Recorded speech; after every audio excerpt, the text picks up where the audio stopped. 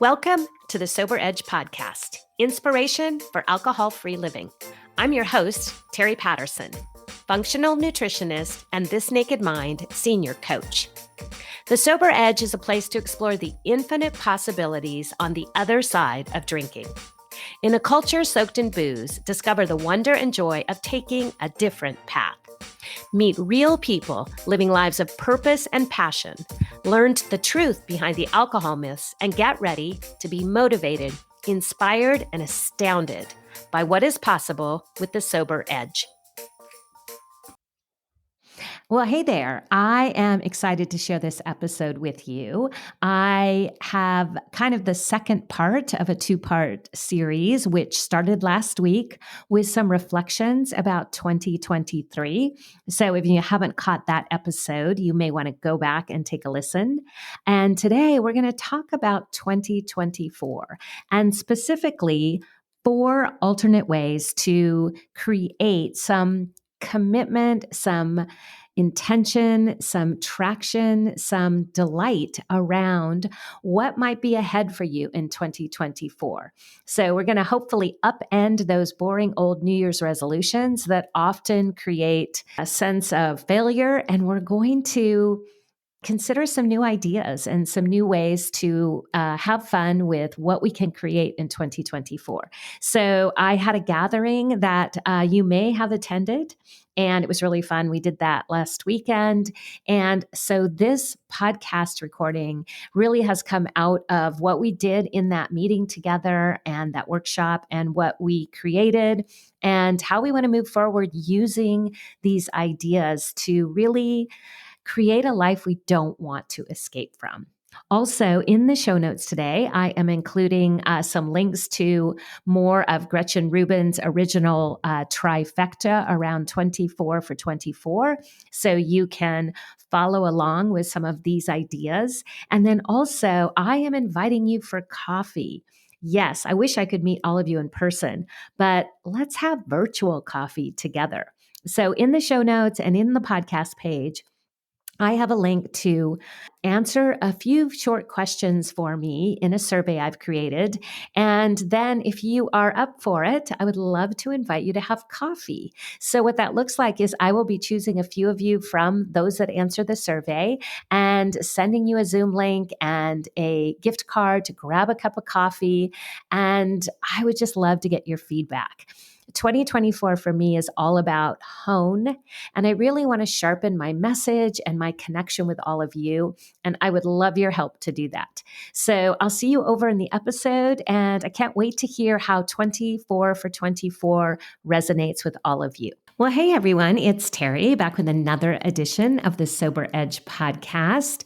And last week I talked about the lessons and celebrations from 2023. And I heard from many of you. Thank you for sharing your own lessons and celebrations from 2023. I think it's so powerful to do some reflection. And we could do that reflection at any time, but it's such a natural place at the end of the year to look back and to notice what we learned, where we grew, where we struggled. And so I did a little recap of that last week in my own personal life and my business. And again, thank you for sharing your takeaways as well. So this week, I wanted to really focus on what's ahead, and that looks like 2024. And if you are somebody who keeps New Year's resolutions, bravo to you. I think that can be a very powerful exercise, and you can make it an intention setting exercise. This year, I decided to do something a little different. One of my favorite authors is Gretchen Rubin, and she does something really special at the beginning of each year, or she has for the last few years, and she calls it a trifecta. And so in this trifecta, Gretchen does 3 things that look very different than New Year's resolutions. And so I wanted to share that with my audience and my community. And so this past weekend, perhaps some of you were there, I hosted a gathering called 24 for 24. And I knew that I wanted to share some of the takeaways from that gathering on the podcast this week. So, first, I'll tell you a little bit about what the trifecta is. And in the show notes, I will share some resources because I want you to be able to explore if this is something that would serve you. And I offer this just as Gretchen does. I offer this just lightheartedly if it's something that resonates with you. If you've always felt maybe left out because you don't like New Year's resolutions, or perhaps you've fallen into that place where maybe you have beaten yourself up in the past because your New Year's resolutions don't last.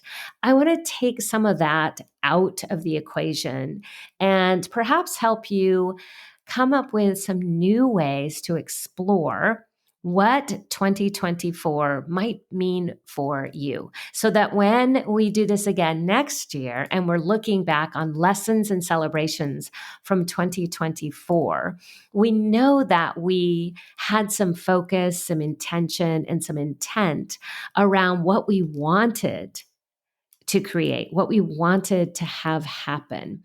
I am a firm believer, you've heard me say it, I'm sure, many times, that where our attention goes, energy flows. And so I love the idea of putting some attention on what we want versus what we don't want. Sometimes goals get caught up in the what we don't want, I've got to, finally lose the last 20 pounds, or I've got to clean out the garage once and for all. And that can sound so defeating at the beginning of a new year. And so by using Gretchen Rubin's trifecta, I had a lot more fun thinking about what I want to create this year. And so I want to share with you what the parts of the trifecta are, and then also a couple of other ideas that I use as I set my intention for the new year. So, first of all, one of the things that is part of the trifecta is something I have been actually doing for a while, and that is choosing a word of the year. And I think I may have said last time that I chose my first word of the year when 2019 turned to 2020. And I thought I created the idea. It was like, wow, I found this really novel thing that I've heard a couple of places. And it turns out that many, many people have been doing it for a long time, well before I discovered it. However, if you're new to choosing a word for the year, it's pretty exciting, and it can really bring some new energy toward the idea of, a New Year's resolution. So choosing a word of the year is just an opportunity to explore what intention you want to bring into the new year. And many people choose words that are very meaningful to them. Maybe it's purpose. Maybe it is joy. My very first word I ever chose was trust. And I think I shared that last year I chose the word delight.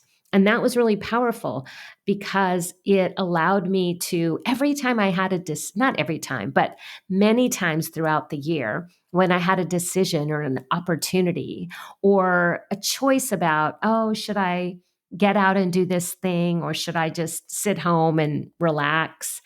I chose delight, and I chose new opportunities. And when I look back on my year last year, I can see how delight was a big part of it.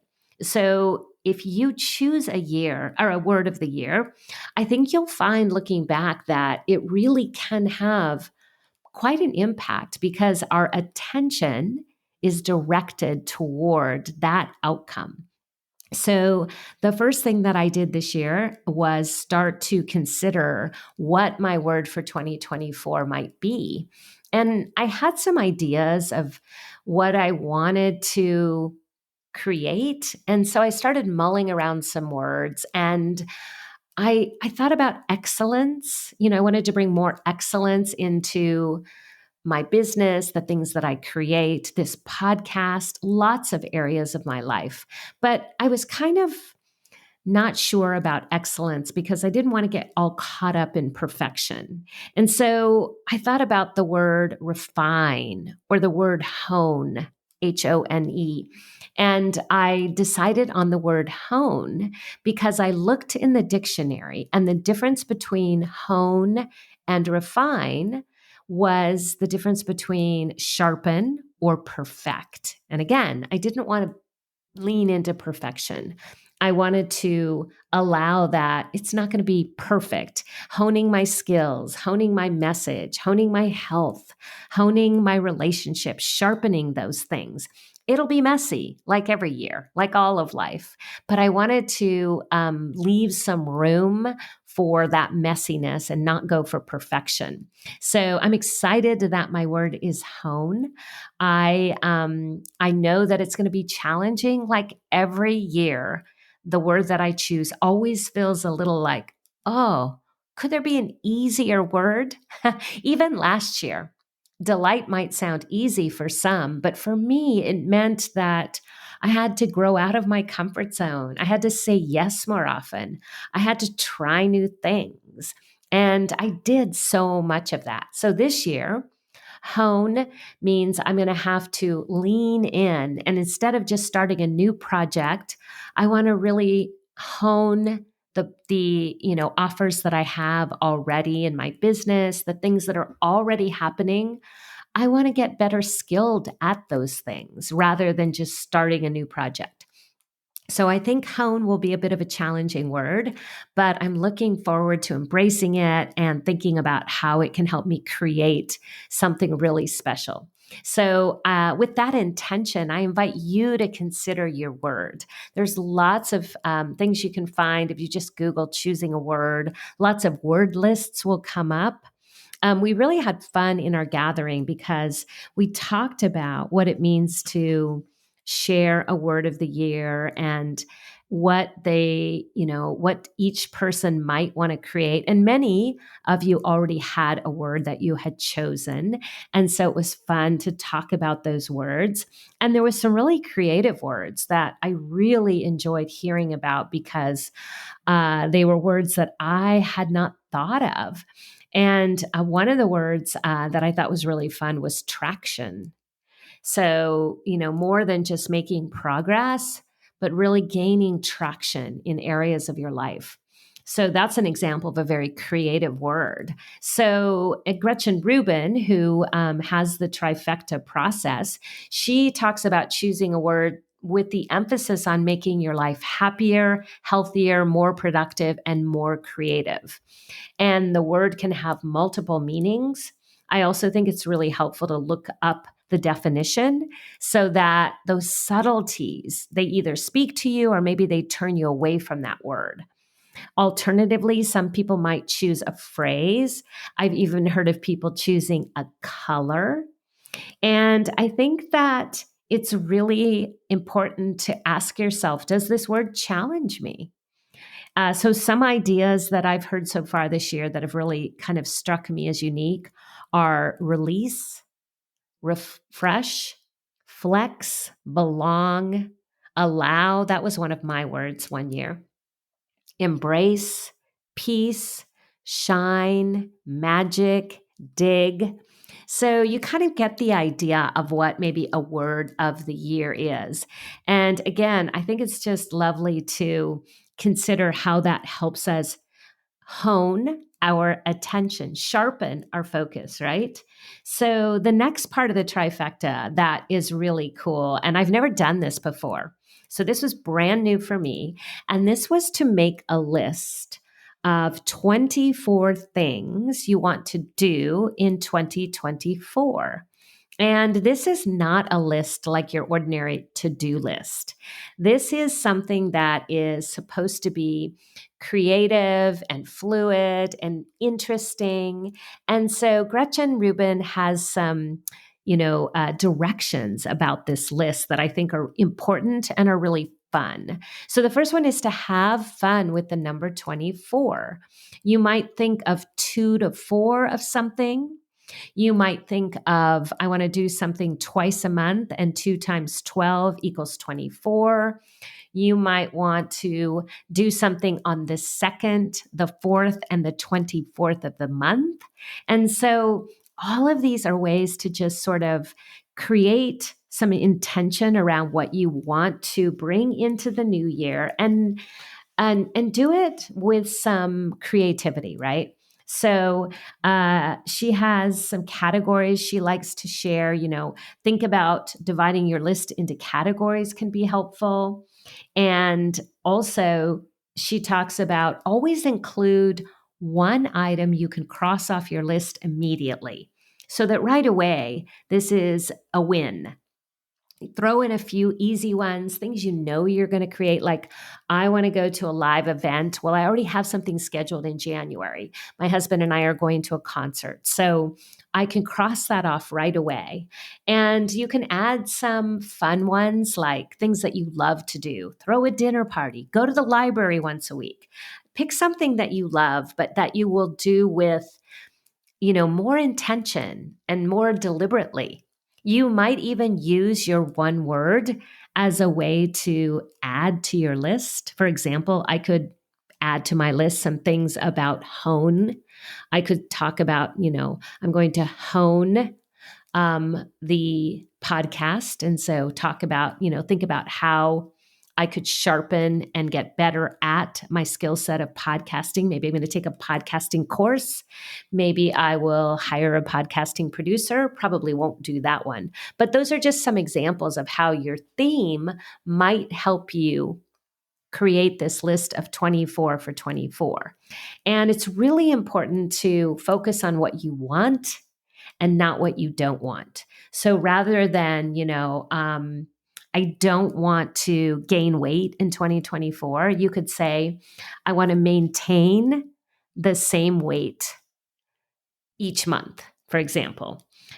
So I have a couple things on my list that I'll share with you just to sort of maybe inspire you. I haven't even finished the list yet.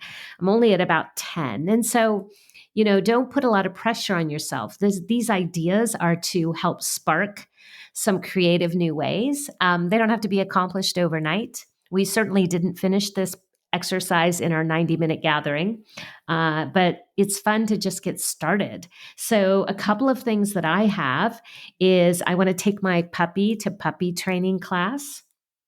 I have go on 24 hikes. So I realized that that's 2 a month, so I better get busy.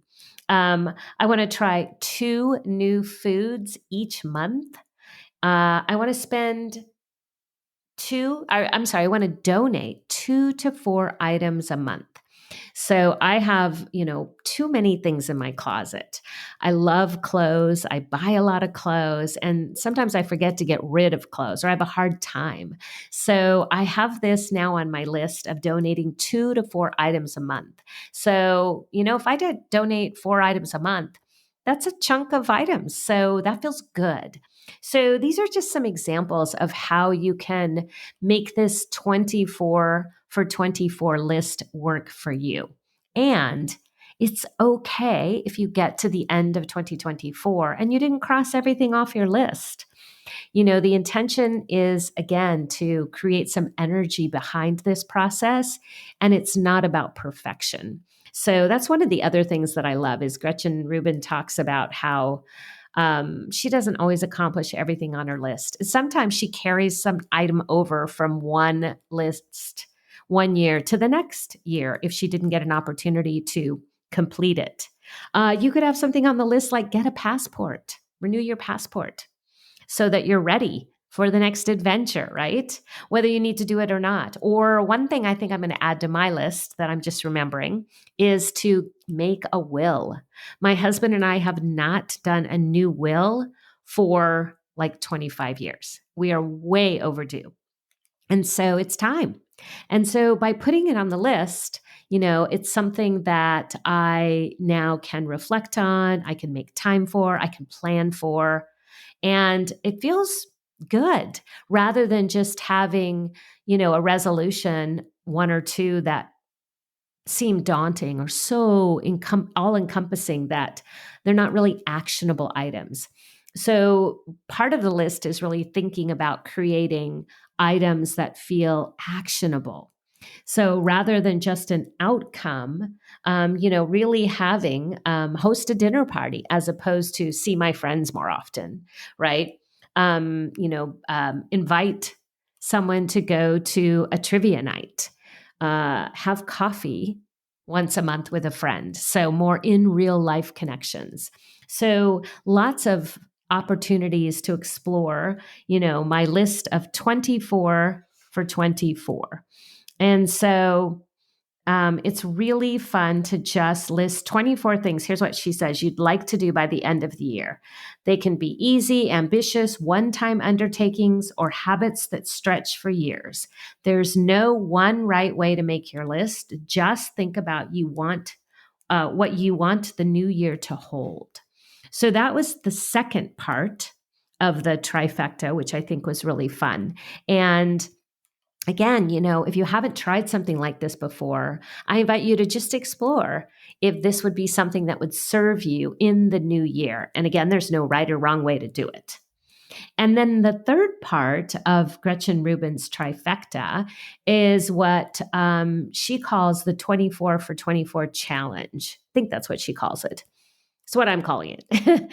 So, in each of the past 4 or 5 years, she has invited her community to participate in something that they do for a certain number of minutes every day. So in 2020, I think it was get outside for 20 minutes a day. In 2021, it might have been read for 21 minutes a day. In 2022, it was rest for 22 minutes a day. So you can see that that would equate to do something for 24 minutes a day in 2024. And so the challenge that Gretchen Rubin came up with was to write in 2024. Now, recognizing if you're not a writer, that 24 minutes a day writing can feel insurmountable, like a huge amount of time, staring at a blank page or trying to create a practice. If you already have a writing practice, I think that 24 for 24 for writing is amazing. And I invite you to go for it. For me, I do a journaling exercise every day, and that's about 2 to 4 minutes a day. So that's the other option. If you want to think about a 24 for 24, try 2 to 4 minutes a day. And for me, I've decided, since I do that writing practice already, I'm going to challenge myself for 2 to 4 minutes a day of meditation every day. And my intention will be to expand that. So once 2 to 4 minutes comes very easily, I can either do it twice a day or I can make it longer. And perhaps by the end of 2024, I will be habitually meditating for 24 minutes a day. Wouldn't that be amazing? You could choose the reading, the resting, the walking, the getting outside. Choose something that really works for you. What would you like to form as a habit? And can you use this clean slate of the new year to start something new? I think that's one of Gretchen Rubin's powerful ways is she helps us set it up, these challenges, these intentions in a way that can be fun, but they're done at the beginning of the new year here to help us build some momentum. And one of the things that I love to think about is start with momentum, and then or start with motivation, and then the momentum comes. So when you start with a motivation of a new year, that blank slate, then your momentum will come by things like your word of the year and creating a list of 24 things and perhaps a 24 for 24 challenge. So I think it's so fun to have this new idea. And we had a good time talking about what sort of challenge people might build into their 2024 year, and really talking about how our one word theme might play into our challenge and just help us build a more meaningful and creative, happier, more productive life, as Gretchen would say. The fourth thing, I did promise you 4 ways I want to invite you to do a process that I may have talked about before, but it really came full circle to me yesterday.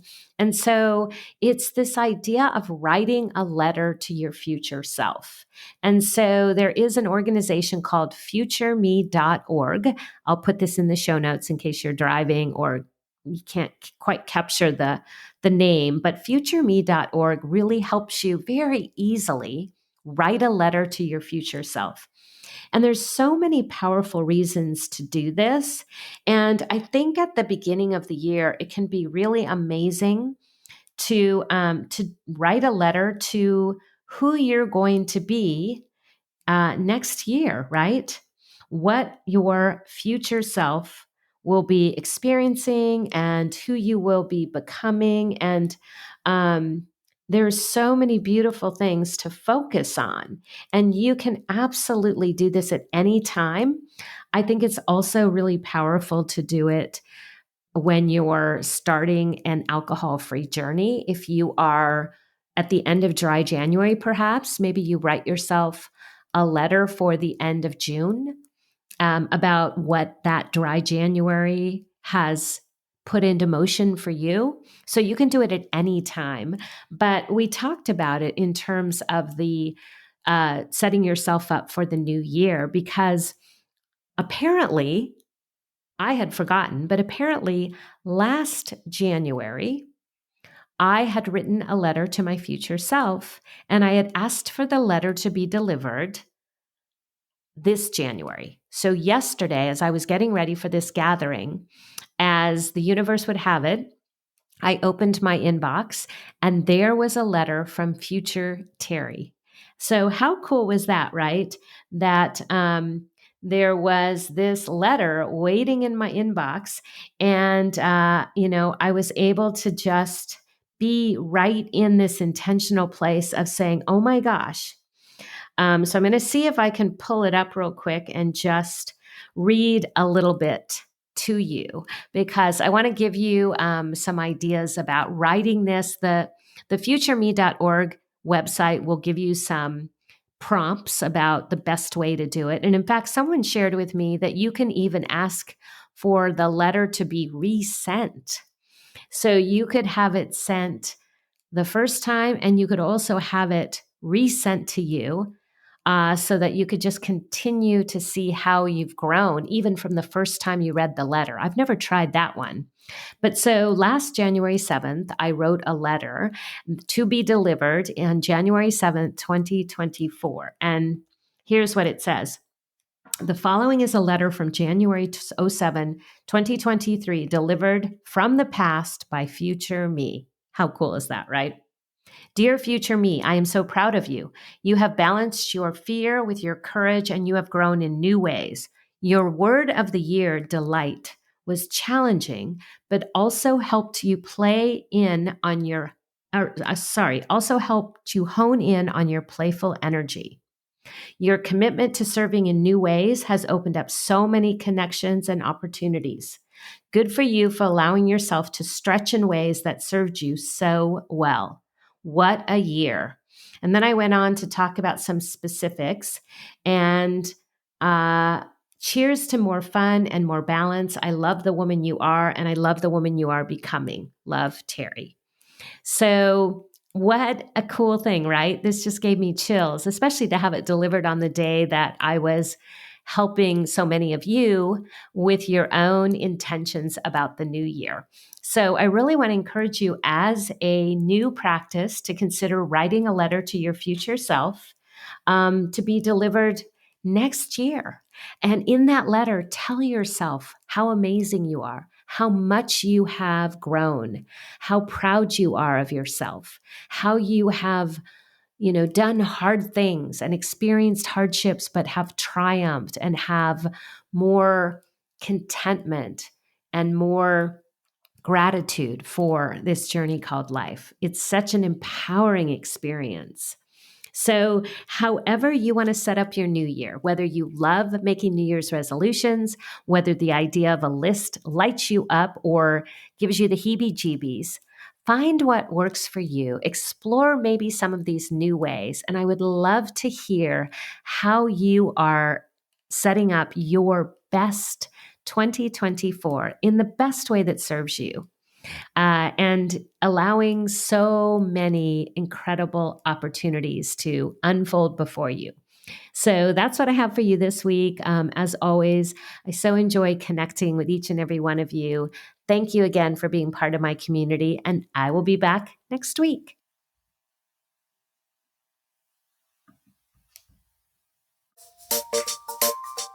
I want to thank you for tuning in to the Sober Edge podcast.